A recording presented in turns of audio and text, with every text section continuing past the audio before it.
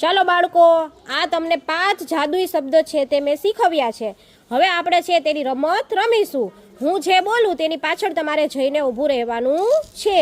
ચાલો, આપણે કોકને ઘણા દિવસ પછી મળ્યા હોય ત્યારે આપણે તેને શું કહેવાનું? સરસ. હવે 2 લોકો છે તે રસ્તામાં ઊભા હોય, આપણે તેની વચ્ચેથી નીકળવું હોય તો આપણે તેને શું કહેવાનું? શું કહેવાનું? સરસ.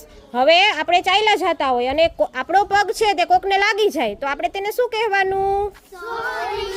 શું કહેવાનું? તમારે કોકની પાસેથી એક સરસ મજાની ગિફ્ટ જોતી હોય ત્યારે તમે તેને શું કહો? પ્લીઝ મને આપો ને. આપણે એમ ન કહેવાય કે આપને મને તો કોઈ આપણને આપે નહીં. આપણે તેને રિક્વેસ્ટ કરવાની કે પ્લીઝ મને આપો ને, બરાબર? હવે આપણે કોઈ બોલપેન આપી પછી આપણે તેને શું કહેવાનું? શું કહેવાનું? સરસ.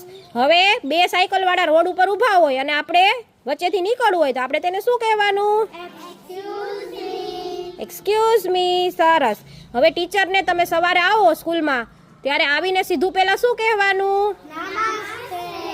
નમસ્તે. શું કહેવાનું? સરસ.